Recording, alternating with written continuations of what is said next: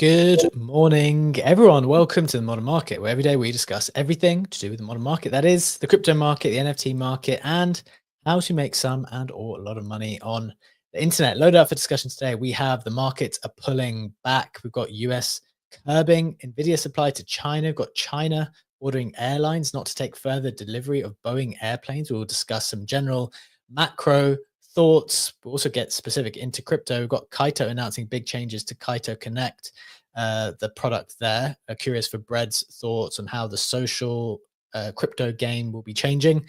And then finally, some thoughts on gold hitting all-time high, 3.3K, as the increased trade war uncertainty continues. We'll also talk about some general thoughts on general opportunities. We did a bit of a different show yesterday where we spoke about opportunities the whole show. So we want to make sure we keep prioritizing those and giving space to that because it's one of the things we do best. So hope that will be interesting to people. Delighted to say we've got a full house today. We've got Legendary in the co-OC, we've got Bread, and we've got Adam Fern from our partners, Pirate Nation and Proof of Play, co-founder there. Excited to get into everything today, as usual. But just a reminder, friends, before we do that, nothing that we say is financial advice. This market is very risky. We don't know anything for sure. So please proceed with caution and exercise your own judgment. With that out of the way, Legendary, it's Wednesday. It's the 16th of April. How are you doing? You're looking like you've got a bit of a colorful polo shirt going on there. What's the situation? GM Jim doing quite well. I'm surprised that you're the first. I'm the first one to be asked. Yeah, I did sign up for some more golfing lessons because I told you I need to catch up. I need to get better at this. And what better way to give myself even more motivation than buying the gear, buying some more golfing polos and stuff like that before we have even started with the first lesson.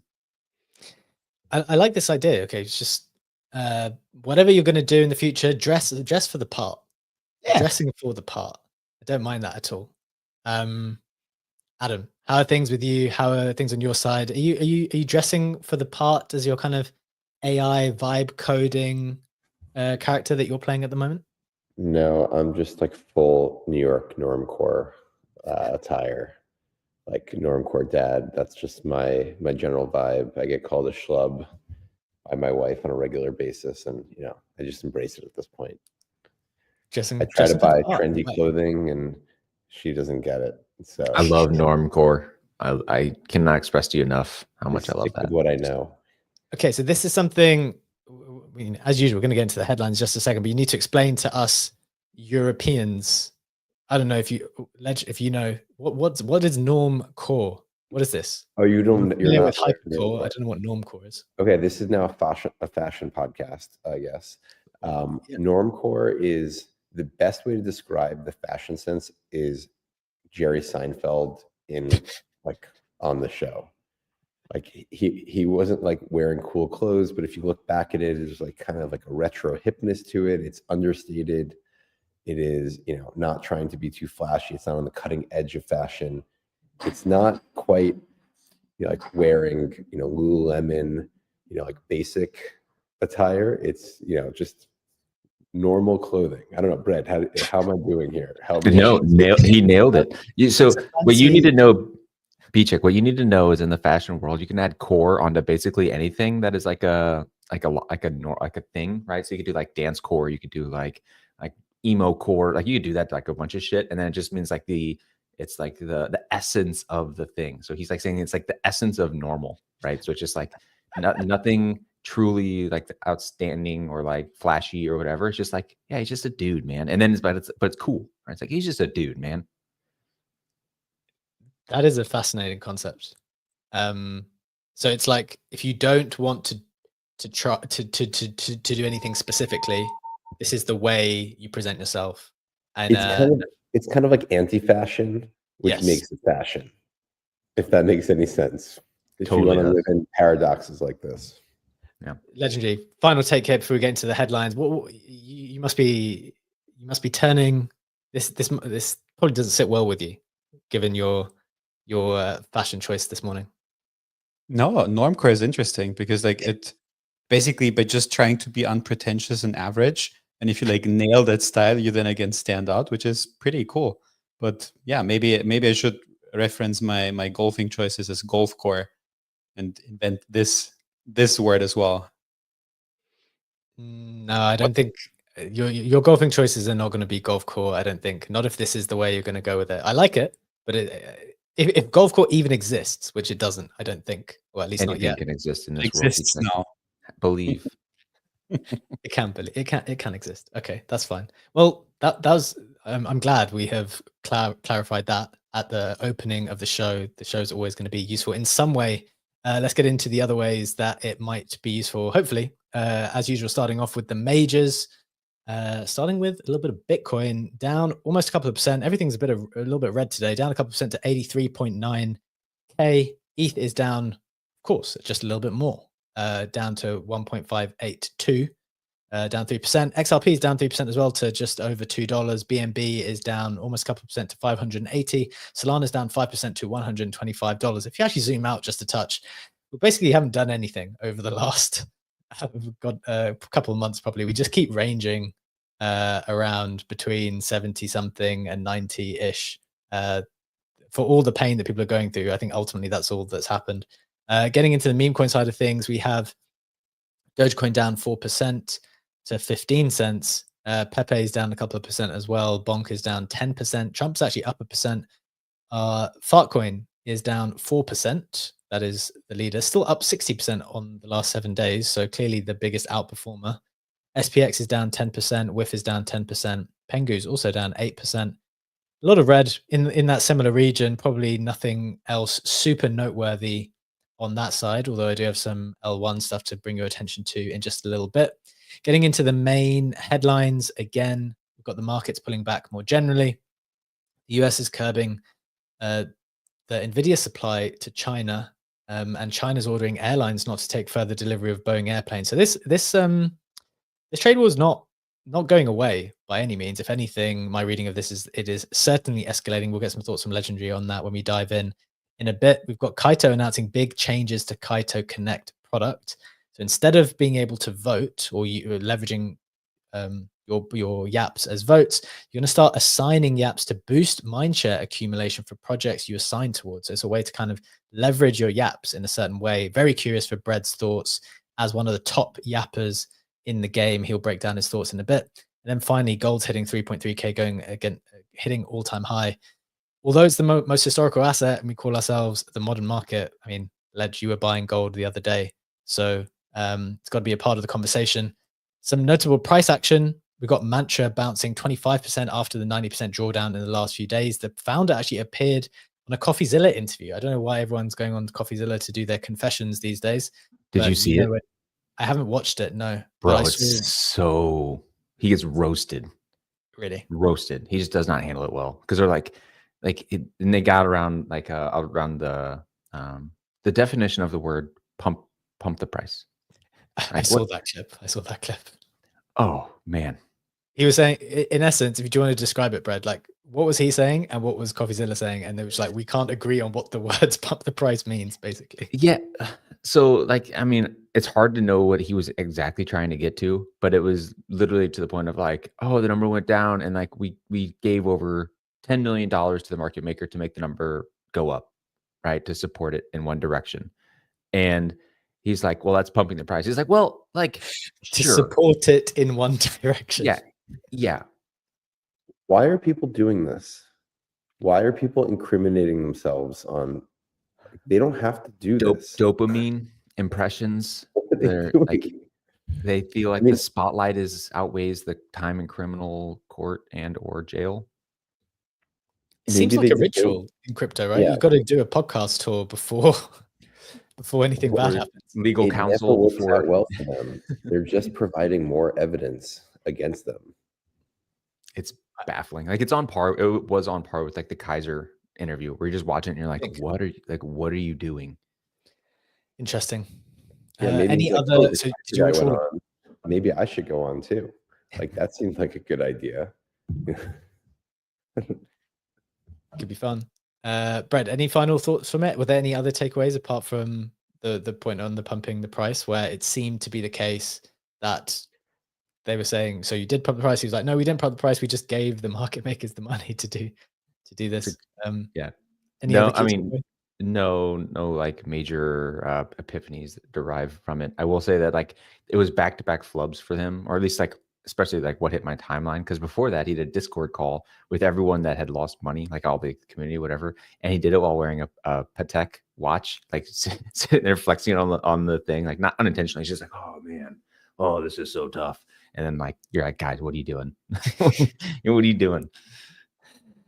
Yeah, not ideal. I want to actually talk about some implications on that in a second, actually, because I think there are some genuine, interesting questions to ask about how we're supposed to participate in the market if these types of things are capable of happening. So I want to reflect on that because that's going to be super relevant to everyone in a bit. Just to get through the other bits of news first, get people up to speed. Wallet Connect launched yesterday. Its token actually started at a particular price. I think it was maybe 300 mil, and then went up 46% over the next 24 hours to 530 mil FDV. Remember, I put this tweet out a couple of days ago where I said there's been a bit of a trend now where people launching a little bit lower and then going up like 50% out of the gate. You had the Walrus protocol starting super high and being able to maintain it. You had Prompt starting pretty low and basically doubling up after a few days. Now you've had Wallet Connect starting also a little bit low. So just being aware of that trend that yes, things go down quite a lot of the time, but and maybe they'll still go down in the future. But at the moment, there's a little bit of a change in the immediate price action when things come out. Legendary, is there anything to note on the NFT side? Yeah, absolutely. If we just take a quick look at the majors, there's not too much going on. Basically, everything is stable, everything is flat. However, two interesting things that I do want to point out. One is coming from Loki, who has mentioned the Polyverse collection, for those who remember it. Very old NFT collection that he had staked for a year. I think NFT floor price back then was like at around $20. Everyone has almost forgotten about that. And they came back to do an airdrop. And his airdrop for one was worth 1 ETH. Most people received anywhere between 2K and 6K. So that was a nice return to see on that side of things. And then the second thing I want to point out, it's obviously what you have put in the snapshot. Xcopy is still going very, very strong. We have Empire Things selling for 20 ETH. We have a Simulacrum selling for 20 ETH, an Algobro selling for 18.69 ETH, another Xcopy collection also being up 25% on the day as well. So those pieces are still going strong. I received a bunch of offers on a Max Payne like the other day, and they were all 1 ETH, and I was like, what is going on here? And I was like looking, I was like, and I asked my buddies who are like still like actively trading NFTs, like what's happening? Like, oh, there's a bunch of big Xcopy sales, and so you have like the beta. I was like, cool. And I was like, should I sell mine? And I was like, okay, 1 ETH. And then I realized, oh, I minted mine for 1 ETH 2 years ago. I bought it with a credit card, so it wasn't like, and I bought it for 3,100 when I checked back. So I can get my ETH back at a 50% loss. So I'm going you don't want to know my Xcopy story, Adam. I've 4. This is after I made like my first big set of NFT sales.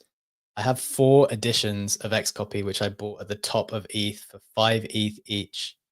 So it was about 80K I spent on Xcopy editions, and like this is one of the editions that is not one of the most prestigious editions by any means. And since then, it has been like completely down. So maybe in a similar way to you, it's crept up back now to 3 ETH, which is like, okay, we're getting there, almost getting your ETH back, but like nowhere near the value that I paid for it.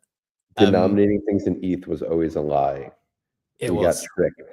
It was. Interesting point though. I like this statistic. This is what I'm telling myself as part of the. I really like Xcopy anyway, so I'm kind of personally happy to hold. There's only 13,000 something pieces of Xcopy. I saw someone tweet that the other day.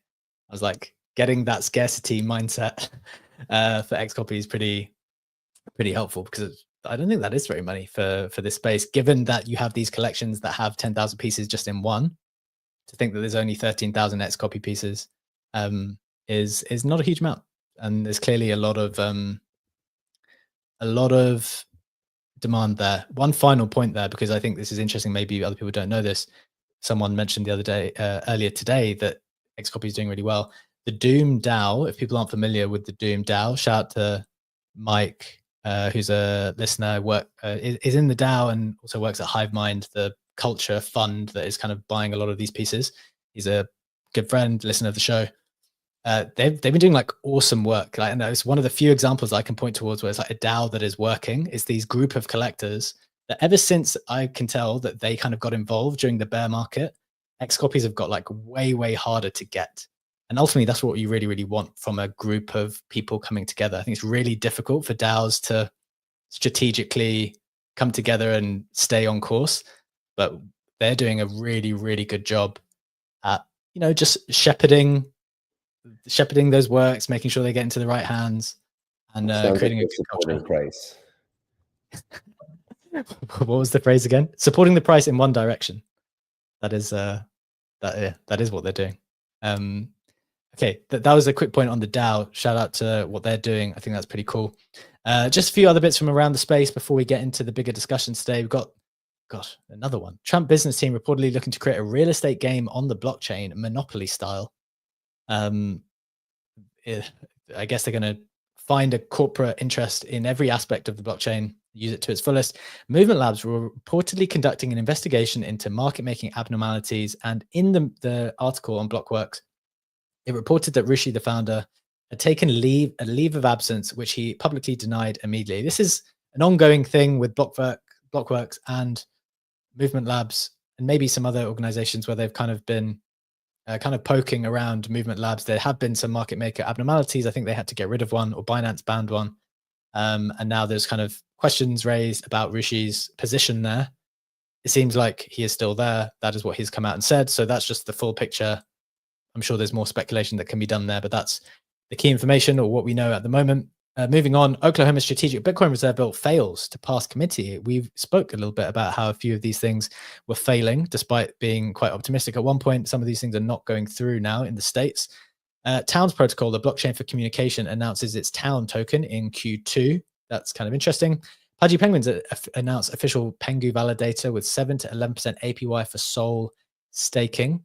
If you want to get involved there. OpenAI reported to be working on a social platform to rival X. Very, very curious about that. Wondering if you guys saw that news and your thoughts. And then finally, ApeCoin NFT staking rewards are now live on ApeChain, where Ape can be staked on a new site for rewards. That is the rest of the Web3 roundup to get you up to speed with everything you need to know. Brett, coming to you first. Then I want to come to Adam. Anything catching your attention before we get into the main headlines? Did you guys talk about Opensea yesterday? Like their vague thing where they're coming and trying to do like Solana tokens, not even NFTs. I heard it. I saw it a day late. So I saw it this morning, but I think they announced it a couple of days ago, which I missed. But do you want to just say what they're doing and why it's interesting, not interesting, catching your attention? No, I just like major announcement that, not particularly interesting, but OpenSea had a big drop. I think it was on, I don't know, a couple days ago. It's hard to keep track in this space. And they just said like, hey, we're coming, and Solana tokens is the thing that you can trade now. Like memes, not NFTs. And they're like, NFTs to come. And then, so like, it was just kind of like a left field thing. And then kind of like coming out of nowhere that they're moving into the token side of things. Yeah. Left field is a baseball term there. I get that one. I don't need that one explaining, but maybe other people do. Yeah. I mean, it makes sense. We've kind of established that the primary product market fit in the space is like speculation, buying and selling tokens, NFTs, it's swapping tokens and stables. And waning. Yeah, that's where that's where the teams are making the money. So it makes sense that they would go there. It's a little off brand, but strategically, I understand it. Okay. Yeah. That's a key question for me, though. I'd be curious to hear both of your thoughts. What are people supposed to do when something's off brand, though? Like, because in a similar way to, I guess, what both of your instincts are, I think that's kind of off brand for OpenSea. And I think there's probably a bunch of people getting involved in the meme coin trading side of things is different to like premium NFTs, for example. They really don't touch each other. The people who like the premium NFTs, every big collector that I've spoken to, and arguably even ourselves to some extent, we took really, really long to get into meme coins to be convinced to kind of go into the trenches. There's a reason why it's called the trenches, because you've got to like prepare yourself, get ready to get dirty in the trenches. And the people who are like collecting the fine art, they don't want to get in the trenches. Like, what's that all about? So Does OpenSea having have these, the fine art crowd though? Do you fancy yourself a fine art collector? Do you yes, think why that not? the primary NFT traders are? I've got my 4 X I mean, copy. maybe you do. You sound like you bought some sophisticated pieces, but I would say that the vast majority of the NFT traders do not consider themselves fine art traders. Maybe That the I agree with. legendary. But then my question is, when something, I think, Brad, maybe you were going to speak to, okay, maybe OpenSea is not the fine art. It's just like a place where you can go across the board. But I definitely do think, I think my broader point is people are feeling super pressurized for whatever initial product that they had, whether it was NFT trading, was NFT lending, everything is like coalescing towards, right, we got to just get the volume and trade all of the coins possible. That's clearly in conflict with like maybe the original vision. Any view on that? Like how that can kind of fit with your brand? Should people stand firm and say, no, this is what we're doing? Or do you have to get attracted to it? If I'm thinking from OpenSea's position, it's okay. They probably have a pretty good war chest. They probably think they're technically capable because they did OpenSea, they did Seaport, they like have all this. So like, okay, they probably think they can deliver a product that is superior or on par with most people in the meme coin trenches. So even though it is not the same as their previous product offerings, right? You're saying it's orthogonal to NFTs entirely. True, but the logic I'm sure on their side is like, look, man, NFTs are bleeding out. Even if we capture 100% of the NFT market and make $20,000 a week or whatever, we can capture 1/100th of the meme coin market and make more than that, right? So the bet is worth it on our side to go after this because they're all fucking tokens, right? It's ERC 721 versus a ERC 20 versus a SPL 22 versus a SPL whatever, right? So like it's just a little bit of a logic change on their front end and then like working the UX. If they think they're a technology company that can pivot to that kind of stuff and create a superior experience where it's kind of their thing right now. They're coming with we think we can deliver a superior NFT experience. That's OpenSea 2, right? And people are actually giving it good praise, right? I went to it. It's like, yeah, it's a decent platform. If they think they can do that same thing in the meme coin vertical and capture a little bit of the volume, then yeah, so be it. I think it's a hard road to hoe, I think is the phrase, for the Solana world, because like they're very Ethereum. So like if I were them, like rewinding everything a long time ago, they first fucked up by pissing off creators. They should have stayed with creators instead of doubling down on like, oh, no royalties were as fast as Blur. No, Blur already ate your lunch. Like you're now losing it to them inside of the Ethereum sphere. So they fucked up there by being like middle ground. They didn't do royalties, but they also weren't the most performant. So like that sucked. So they lost that. Now they're trying to do the same thing and like trying to do meme coins. They needed like pick a lane or like a moat within meme coins, and that might be Ethereum meme coins. Like if they can facilitate the Ethereum ecosystem meme coin, because that's trying to be a thing that people are trying to do instead of like trying to go after like Jupiter. Like if you try to go after Jupiter right now, it's going to be a hard game to win, right? Because you're going against Solana natives with a Solana native product, with a product that's been baking and being like the most optimal. It's built into routines. It's whatever. You need to be the thing that people go to develop a routine inside of a new ecosystem, their ecosystem, Ethereum, whatever. Because like they already have like 1,000 chains integrated in the Ethereum EVM world. If they did like a Jupiter of the EVM world and like forward facing, they might have a chance there. But that's what I would do for them. Yeah, interesting. I definitely think there's like this cultural difference between different chains, and yeah, the activity on Jupiter is kind of a difficult one to go after.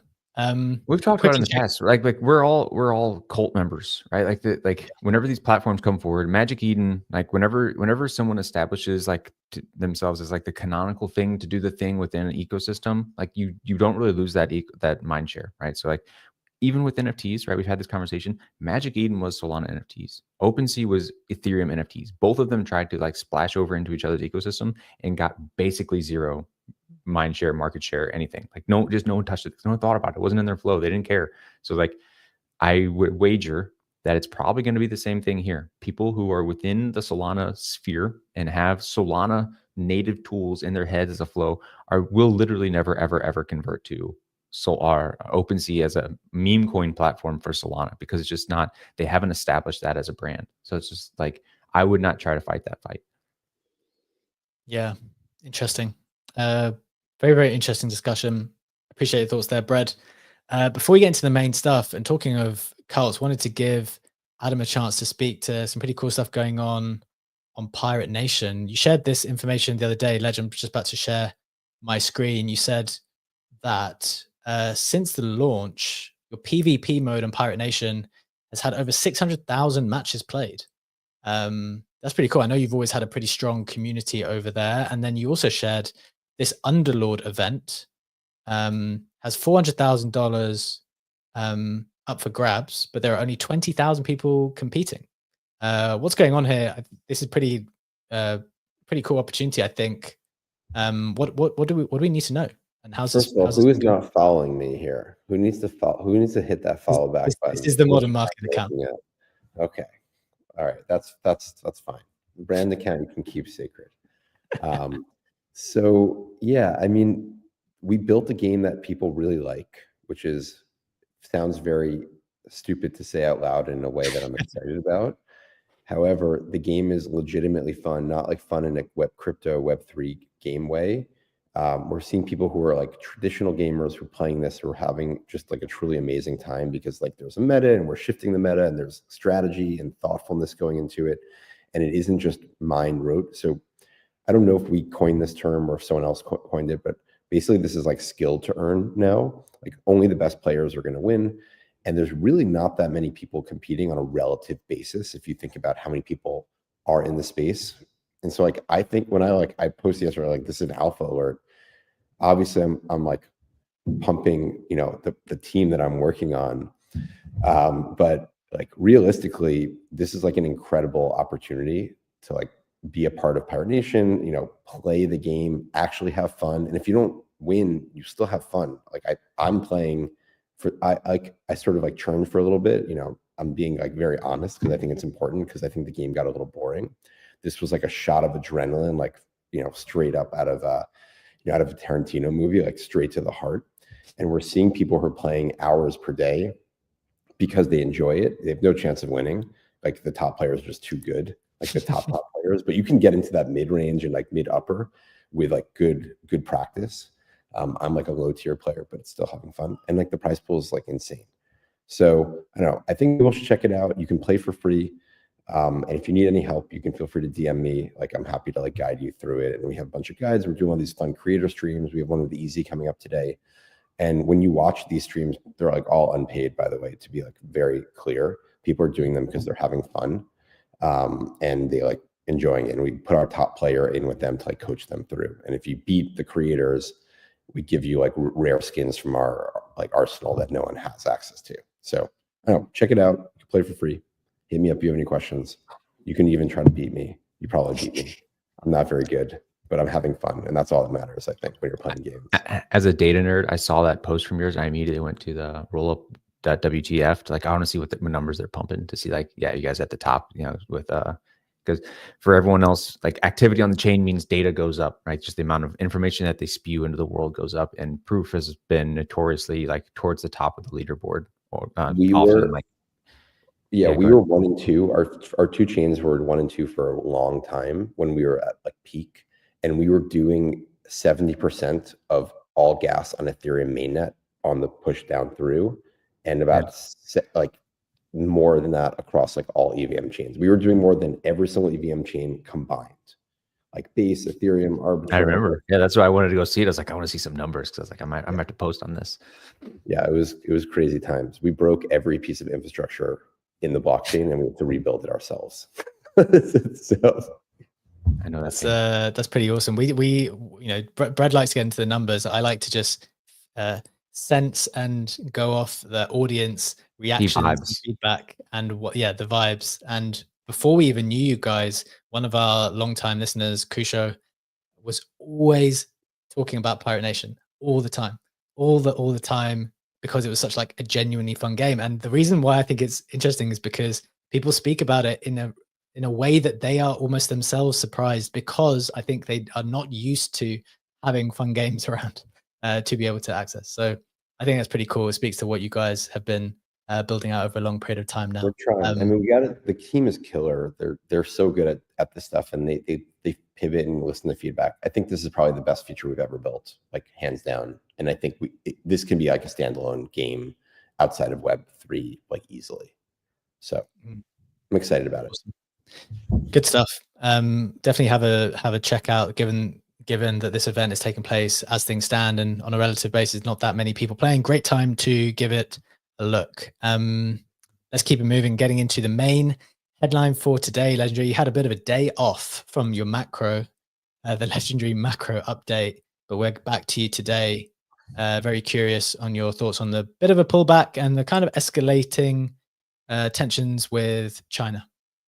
Absolutely. Tensions between China and the US, as you said, are escalating. And as a result of that, we've seen Nvidia being down 6% on the pre-market, because Nvidia was informed by the US government on April 9th that they are now required to have an export license for the indefinite future to sell the H20 chips, which are the most popular chips which Nvidia is exporting currently. And they are expecting to pay $5.5 billion for just the first quarter of 2025 as a tariff charge to be able to uphold that license. As a result of that, the exports to China have shrunk. They used to make up about 20% of Nvidia's revenue. That number is now down to 10%. And currently, Morningstar Research expects that to trend even closer to zero. And again, as a primary result of this 5.5 billion charge that Nvidia has to pay, we do see the stock being down almost 6% on the pre-market. On a more broader level, S&P 500, NASDAQ, Dow Jones also closed a bit lower, all between 0.5 and 1%. On the other side of things, we have seen that China has also been taking measures, which are quite interesting to see, because China has told its airlines to stop deliveries from the US plane maker Boeing and suspend the purchase of any aviation equipment and parts from US companies in general. So this is basically China's response to the attack on Nvidia, because China does really depend on those H20 chips, which also used to build supercomputers. And as part of this licensing and exporting agreement that Nvidia had to basically sign, it is exactly speaking to that risk that China's AI industry, China's supercomputers will use those chips. So this is the escalation which we are now seeing, which we're now seeing affecting specific companies. And this is on a personal level also what I find super interesting, because up to now we've basically seen a very broad trade war happening. And up to now you could either try to trade that and try to trade an index, sell it or buy it. But now, as we're seeing like more specific companies being targeted as a result of that, and seeing Nvidia taking a hit, I think this will create some interesting buying opportunities in the future. And I think for that reason alone, that I personally will continue to monitor those news. And I think we'll also keep reporting on them on the modern market, because I'm not of the opinion that this is going to be a permanent situation. There's going to be a solution to that. And I do think that some of the companies who might be hit the hardest right now will have a good chance to bounce back. I'm not saying to buy Nvidia now today on a 6% dip, but I do think that some of the tension could create interesting opportunities for individual stocks. The only thing I would say, one of the things I would say coming in on this is, it feels, okay, this is on a very, very different scale, but on some level, it reminds me of Brexit, where we in the UK decided to leave the EU. And one of the consequences of that was it allowed us to then go and negotiate or renegotiate all kinds of deals. Like whatever deal suddenly became up for grabs, because the whole point of being part of the union and being part of like an established group already is that there were all kinds of things that were just already enshrined in law and in history and the way that people operated. And what Brexit did is it allowed us to go off and start again. And what that meant is that there was like kind of long, protracted negotiations on a lot of stuff. And I think, although this is obviously on a much, much bigger scale, it reminds me of that because it seems like all of these people are going to have to come to the negotiating table. But I just think we're being slightly naive to how long it will take. If you're gonna just wipe the slate clean, and I know it's not literally wiping the slate clean, but if you're gonna say like, look, all of this stuff that we're doing before, we're gonna rejig it here. All of these things are going to have more consequences, and the practical way to sign another, what did they say? 70 countries have come to the table because they want to negotiate. How are you going to sign 70? There's only one Howard Lutnick. There's only one Besson. I'm sure they've got like loads of other team members, obviously. But I just think it's going to take a bit more time than people would like. And I'm not sure that the market is responding. It feels like the market's responding, being like, no, we've gone down enough. Like we've priced it all in, like it's enough.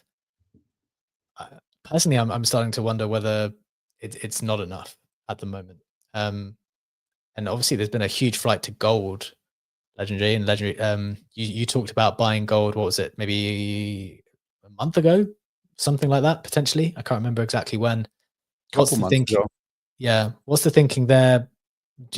And what's the response to anything that I've just said, and the thoughts on gold, maybe tying that in? And Funky, I see with your hand raised, will come to you in a moment as well.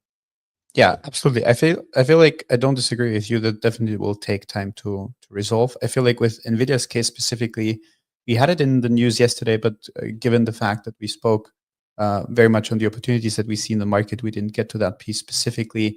But Nvidia is planning to build AI servers worth as much as $500 billion in the US over the next 4 years. So I do think that the business that they have going is still pretty interesting. And over a longer time horizon, I could see more negative Nvidia news for me personally as a reason to just DCA more into that stock. But obviously, everything you said is super, super true, right? And there's still effects from the Brexit in the UK. I remember when I was still spending half of my time in London that I took a dog to the vet and we couldn't get any kind of jabs for the dog because they were all imported, and because of Brexit there was still a supply shortage for that going on, and that was last year when that happened. So very much agree with you that this takes way longer to resolve. On the gold side of things, as you said, gold did hit an all-time high. It's now trading at almost 3.3K per fine ounce. That is up another 10% from the last all-time high when we touched on that just a bit more than a week ago when it did go a bit above 3K.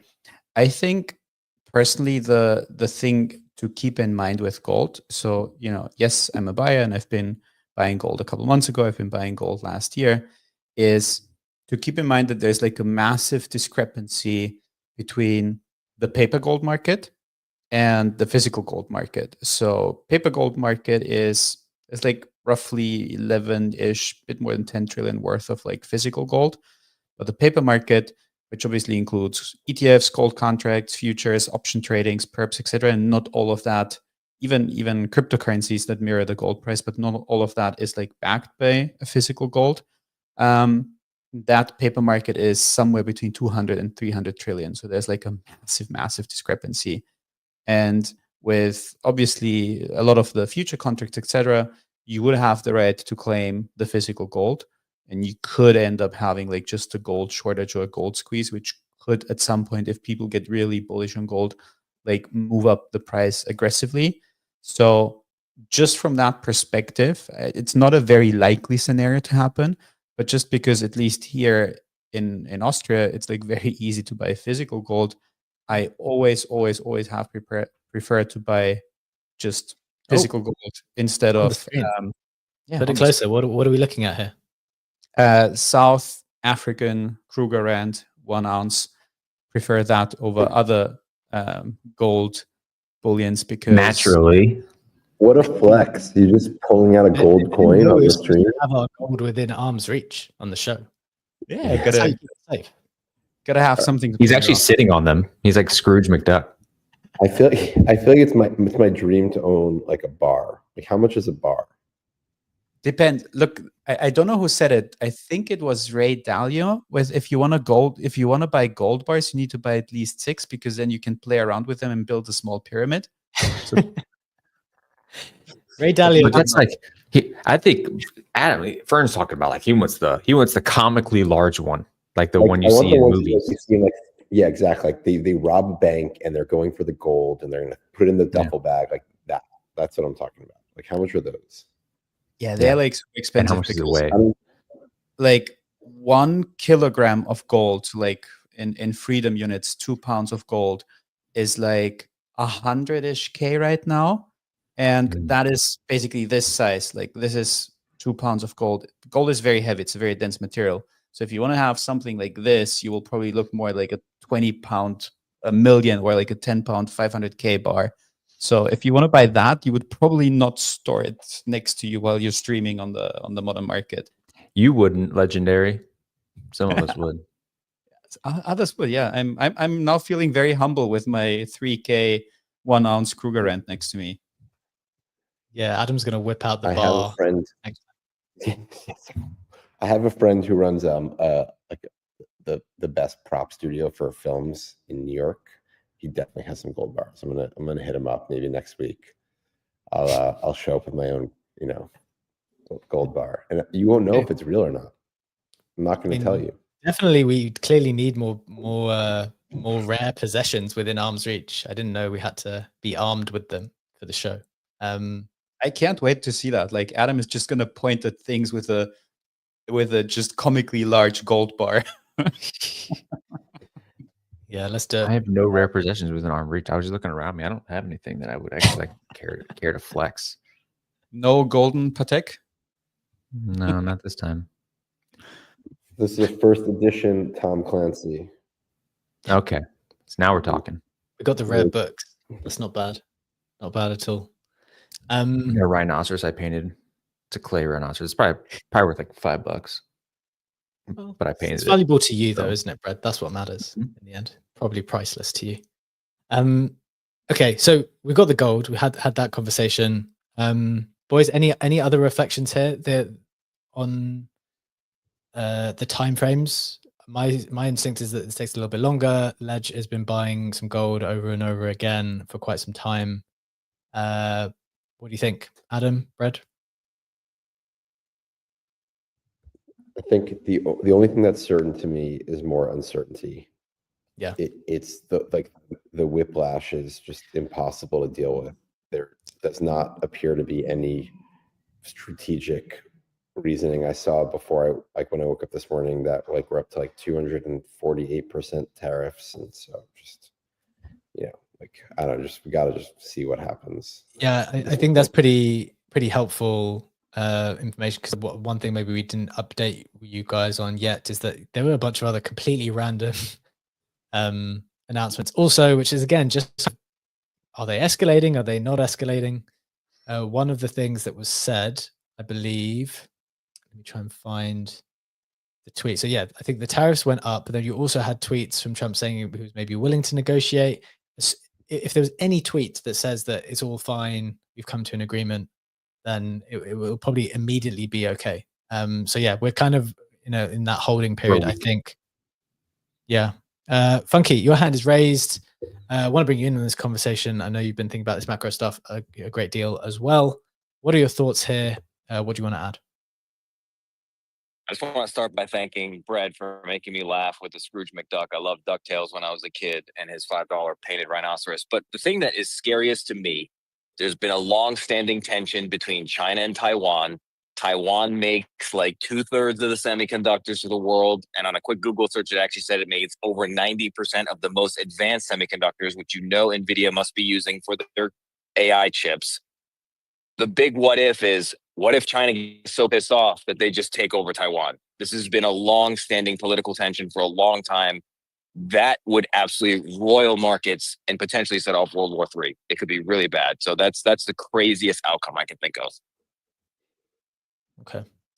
Yes, I think that's fair. I think a lot of people are Very concerned about that. I believe there was that agreement between the Taiwanese chip maker and the States. This happened multiple weeks ago, though, where they're going to agree to make a hell of a lot of chips in the States. I'm going to look that up while Legendary. Final question for you before we go to Brad and move on from this topic. I think the key conclusion is, look, we're super volatile. We're in a holding period. Whatever they tweet is what is happening.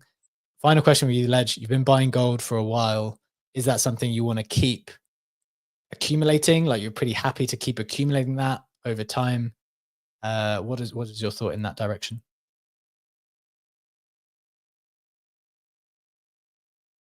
Oh, I can't hear you. Oops. Very happy to keep accumulating my gold. Also, just FYI, I'm not storing that at home except for this one gold coin. The rest of it is I was going to clarify that just in case. And also, I think in Austria, it's like very nice because if you keep it for longer than a year, it's free of capital gains when you sell that. One more thing I wanted to comment on, though, because Funky was making such a valuable point. We've seen what a global chip shortage looked like from 2020 to 2022 or 2023. That was basically also because of COVID. And we've seen how that has affected consumer electronics, car prices, etc. And you still see it, by the way, on the secondary car market, that a lot of cars from that time period don't have certain like driving assistance or certain features because even the big brands like BMW, Mercedes couldn't buy the chips for that because they just were not available. And it has led on average to an increase of car prices back then of 10% because everyone was like bidding to buy those chips, as every company from like smartphones to cars wanted to have them. And that was quote unquote just a shortage that was not a potentially China controlled market that could completely and massively crash economies, but also like hold technological progress. Okay, that's helpful context. The thing I wanted to just look up quickly, Brad, we're coming to you in a moment, for the Kaito news. So I think that's kind of interesting, moving away from all this tariff stuff. Just a final point on the chips. This was the news from more than a month ago, start of March. Trump and TSMC announced a $100 billion plan to build 5 new US factories. That's the Taiwan semiconductor company TSMC planning to make a fresh $100 billion investment in the States that involves building 5 additional chip facilities there in the coming years. Its CEO announced that at the start of March. So the thing is, that takes time. So that's not like an immediate solution to any immediate problems. But it does suggest that we're moving into a world where we are trying to de-risk from that particular region, trying to get more things built in the States. So something to keep an eye on. That I think that trend will continue based on the desires of this administration at a minimum. So that's the final point on that. Brad, let's switch topics here. We've got 6 minutes left in the show. Be interesting checking on the social Kaito, social X crypto movement that is Kaito. What's going on? They've announced some changes to how the platform will be working. Yeah, there's 2 changes to be noting. So one, like just the headline itself is just that, like, actually they don't even have a headline because they just announced stuff. So there's 2 changes, 2 buckets that I have it. One, system changes. Another one is like the actual ecosystem changes within their actual assets. So the system changes are that the voting system is going to pause actually starting today. So like all the stuff that with Kaito Connect, where you're going to be where you used to allocate your YAPs, your state Kaito, or your NFT allocation to projects so that they would be approved to get a mindshare board. That is paused as of today. The Yapper leaderboard, which is the mindshare thing where you can go and see like which people specifically are making up the mindshare, collective mindshare of a project. That's going to be vote based, or it's going from being vote based to being alignment based. When that means just like we'll cover that with the ecosystem stuff. And then there's a third thing coming forward, which is the Capital Launchpad, which is basically just a specific dashboard for teams that are allocating rewards to Yappers, right? So like it's token rewards. And then, so those are the 3 changes, high level, structural. And then there's the ecosystem changes. And this encompasses 3 assets that make up the ecosystem. That's Yaps. Yaps is the thing that you earn from talking on the timeline. Kaito, which is staked Kaito. That is the Kaito token that they launched and that you can stake within their protocol. And then there's the Kaito NFT. That's the NFT that they had sneakily released before launching and that people can still hold on to. It's trading at like 2 ETH last I checked. And what's changing is that the yaps are now are a signal of alignment. So whatever you accumulate these things on the timeline from talking, you can actually stake them effectively with specific protocols. And then within that protocol's mindshare board, you get a boosted share of the mindshare. So like your yaps, your conversations, whatever, go further. Kaito is the staked token. That is actually for the same thing. It's alignment, but also will give you a portion of the token rewards. So it's a mindshare boost plus the token rewards from those projects. And then there's the Kaito NFT, which will work as a booster for both of the aforementioned. So if you have the Kaito NFT and you stake that, you get a little bit more mindshare boost or a little bit more token rewards from your stake Kaito. And that's basically it for like the systemic changes. What I think this is actually being done for, right? Like I think they're running out of people that are buying the leaderboards. That's my guess. Because if you look at the actual projects that are coming forward that you can actually vote on, we're down to like 4, right? And this thing is not cheap. People like Meggy has one, right? Other teams have one, have them. Like, you know, the relative cost of getting one of these things for a year. I think with the macro conditions that are going on, teams are no longer wanting to pony up to actually get these boards, and Kaito is having to pivot, right? Because there's going to be nothing to do with yaps, with stake Kaito, with any of this shit if there are no projects to even vote on, right? So, okay, so let's have it be pointed towards the things that are already there, and then boost your performance within the platform. Now, the second conversation from that is like, well, doesn't that kind of degrade the actual point of the thing, right? If I can buy my way to the top and say like, oh, I have maximum mindshare on this project because I paid a bunch of money or earned a bunch of yaps from other stuff, it kind of devalues the actual like mindshare that you're earning. But the welcoming thing there is that Kaito has seen this, and they said that for the dashboard on the product side, it's like on like the protocol side, if you look at the dashboard, there are 2 ways you can cut up the dashboard, and it's mindshare or mindshare plus alignment, right? So I can see 2 different views of the mindshare of my protocol, and it's based on people with capital allocation and people without capital allocation. So it's up to the project to be able to determine like how they want to reward either of those 2 things, which I think is a fair way to handle that. But it still calls into question just general direction for the platform, because ultimately, if we're talking about a revenue forward ecosystem that everyone is trying to like value a lot of these tokens on, Kaito specifically here, right? If one of the key value drivers or income streams for this project is now gone, which is project clamoring for their own leaderboard, okay, how much revenue are they driving now? Is it purely based on their subscription fees? Like, how people are doing that? It's hard to say. Excellent summary, as well as kind of dealing with some of the questions that I was already going to ask anyway. 2 follow-up questions, conscious of time, just got a couple of minutes left. Want to ask Adam from a project perspective, and then Legendary maybe a price perspective. Adam, from a project perspective, do you see some of the challenges that Brad has just spoken about, where, okay, once upon a time, people were absolutely clamoring to have these leaderboards, and now that they've been in existence for a while, people have kind of called into question some of them, whether that's are they giving the data that people want? Are they kind of censoring people from the leaderboard because they don't want people who are funding the project to get the rewards and engagement? So there's been like certain questions on like, what does it mean to even have mindshare? Like, what does that mean? What is included? What is not included? What are your reflections from a project perspective, like kind of looking in at this valuable data set? So I've been talking to other teams who've been on the leaderboards, teams who are thinking about being on the leaderboards. I'm trying to do my own analysis as to like the ROI on creating a board.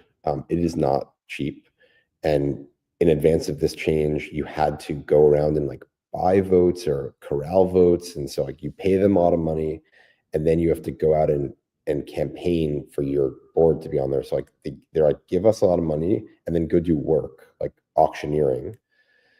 And so like that's stuff like this is not like what teams should be focused on, right? Teams should be focused on like building the thing and marketing the thing. But this marketing is not as straightforward as like just give us money and then, you know, find customers. I'm still early in my research on it to determine if I think it's, you know, ROI positive or not. And so, you know, Brad, I'd love to chat with you as well. The question is like, are you getting quality? You may flood the timeline, but is it quality or not? Like, I'll give you an example. Like I'm looking at if I open up my news, my feed, I see a lot of people talking about Cambria right now. Play Cambria, right? Game. They don't have a leaderboard, right?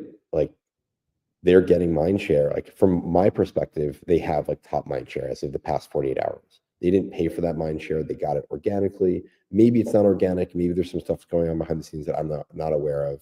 Or maybe people just like the game, or maybe the prize pool being $1 million is catching people's attention. There's a bunch of maybes, but I know for sure they don't have a Kaito leaderboard. And so that tells me you're able to dominate and gain mind share without using that tool. And is that engagement better or worse than like the sort of mercenary locus capital sort of engagement that you get from Kaito? So I don't know, but I'm still learning. I'm going in skeptically. And I would so look at it in reverse. You're looking at it as a way to drive conversation. I look at it as a way to find where the conversation is being held, right? Like, I or you as a protocol, like how can you right now track who is having a good conversation about your product on Twitter? You have to ask people. You have to do a search of proof of play hashtag. Yeah. No one's using it. And no one's dog shit. X is dog shit when it comes to actually finding that information. So like for us specifically, the goal was not to drive conversation, although there is some basal level of that because you're there. People are going to talk about it because you're there. You're going to get some of that locus conversation anyways. But it was because as a product, we had no meaningful way outside of building our own solution to meaningfully track what is like the conversation that's being held on X and identify the people that are actually contributing meaningfully. So I would say it is less about the initiative to drive conversation and more about having a tool to meaningfully track the people that are having the conversation. And then, because you can sit there and tweak on the back end, like, hey, nuke this fucking person because they're clearly trying to farm us. I don't care. I don't want them in my mind share. Done. Get them off.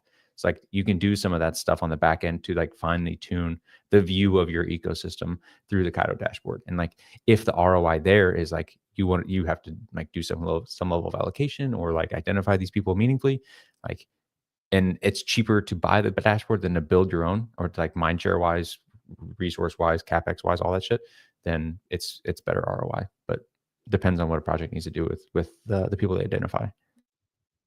Interesting.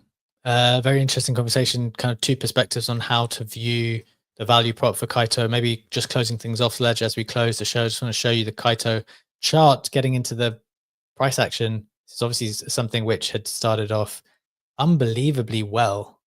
Coming out the gate around $1, went as high as $2.70. As we sit in tax season, I am elated, euphoric even, that I made that decision to sell, even if it was early.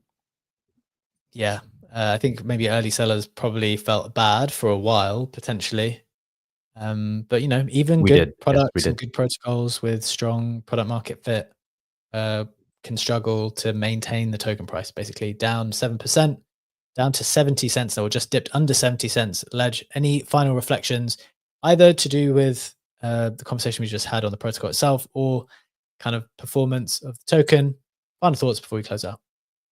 Yeah, I wanted to bring up the token chart as well. I think the conversation that Brett and Adam had was super, super valuable. And the additional aspect to that is exactly this. They're like still figuring out the business model. They're like tweaking as they go. And when they have a major, when every company in this space has a major update and the market does not like it immediately, you will see that significant price action on the downtrend. And the hard thing is, if we are in a sideways market or in a market that goes down a bit further, recovering from the lower points becomes harder the lower that you go. Obviously, this is also what we're seeing with ETH. So that's the risks that I see, not only with a token like Kaito, but also with something like Hyperliquid, which you very much like, be that when it tanks 10% and it goes up 10%, it's not at the price that it used to be the day before. It's still a touch lower.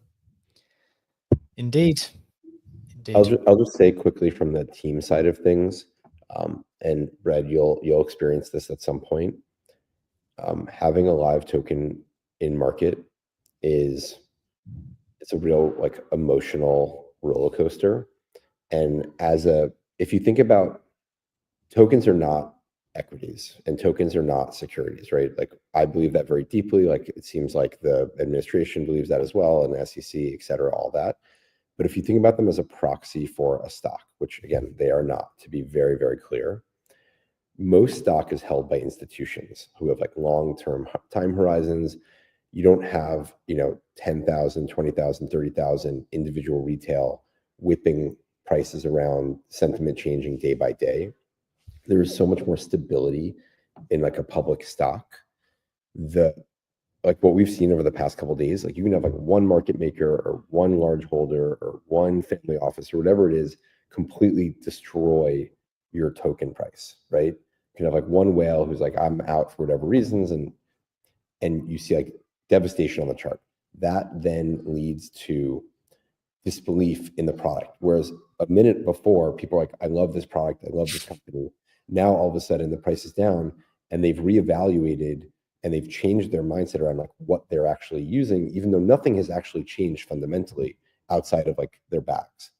That's a really challenging thing for a team to deal with, because then you have two choices. You like pursue, you move on, you're like, I'm building the right thing, I have the right strategy, I'm moving forward, and everyone else is wrong. Or is the market telling me something that I need to understand in order to reorient? And so how do you walk that fine line? Because then like once you discover like your token price is down, people pay attention to you less. Token price is up, all of a sudden you get more attention. Right? Pirate Nation is in its best era of its game. In my opinion, there's nothing that comes close to it. Our token price also all-time low. And we're seeing DAU correlated with token price like pretty much in lockstep. Is that fair? Like, I'm not going to sit here and cry like about it. Like, I think people should evaluate the product and the product's merits, but that's just not the nature of the space. So you have to think about it. So now do you take action that are on the token, and that's at the detriment of the product? And you're constantly having this tension between what do? Do you do nothing? Do you do something? And if you do something, like, are you going to be accused of supporting price in like one direction?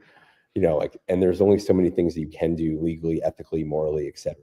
And so these are the decisions and the challenges that builders in the space face with a live product. So Brad, I wish you nothing but good vibes, and I'm happy to chat with you about this. And I have a good therapist for you if you're interested as well. Appreciate that. And this is also very different from the stock market, right? Because yes, obviously a Web3 token is not a representation of equity or stocks, but there you have so many mitigating factors. I remember when I was working with a fund, we used to hold quite a bunch of the stocks of the Austrian airport. And because that company has a rather low free float as a result of an Australian pension fund holding a shit ton of that stock, because the free float was so low, they had very strict trading rules. Like, our fund could not have dumped that entire stock on the market because it would be price moving. That would have to be an announced sell, would take some time to be processed. And you just don't have those kinds of things in Web3. There's no protection mechanism that stops a token from going down 99% in a day and doing the same the day after once more. In one candle, sir. We literally saw it this weekend. Yeah, the velocity of the space, like that's the boon and the bust of Web3, right? The blockchain specifically, right? The composability of this stuff means you can immediately in 1 or 2 hops do a click and go from Kaito, which is a mindshare leaderboard holding a token, or proof of play, which is a token that governs an entire ecosystem and a modular stack for building games, to Bitcoin, gold, right? Like basically gold, right? So like, and it's at your fingertips. It's at everyone's desktop. They can do it from their mobile phone. They can do it from whatever. The accessibility of capital to be able to reallocate immediately is basically like we don't have any precedent for it, right? Everything before, if you were to do that, either there's strict like legal guidelines that you're talking about there, where like you have to forecast it, you have to announce, hey, I'm selling off in a month, because you want to get away from legal guidelines, or you have to go through like these brokerages, which also have their own regulations, and maybe you initiate the sell on the front end, and on the back end they're settling it on their own time, over time, like whatever. Like they have mitigating factors to this. But here it is literally, I click a button, that shit is on chain, and it is immediately impacting the price pool, like immediately, unless I'm doing it on a centralized exchange, right? So like, that's awesome, but it's also can be not great for a lot of like how we have our sentiment based. Good stuff. Excellent insight. I like it when we're able to offer some very, very personal insight, whether it's our own on the trading stuff and the opportunities that we see, or from two very significant teams, hearing from Proof of Play, Pirate Nation here, as well as Bread's insight into Mega ETH as well. So I think that's super valuable. Hope you enjoyed the show as usual. Just a reminder, we do this every single day, Monday to Friday, 7 a.m. Eastern time for 1 hour live on X Video, YouTube, Apple, and Spotify podcast. Thank you to my co-host today, Legendary, Bread, and Adam from Pirate Nation and Proof of Play. Thanks to Funky as usual for his contributions up on stage. We hope you have a wonderful day. Take care. We will be back again tomorrow. See you then. Bye-bye.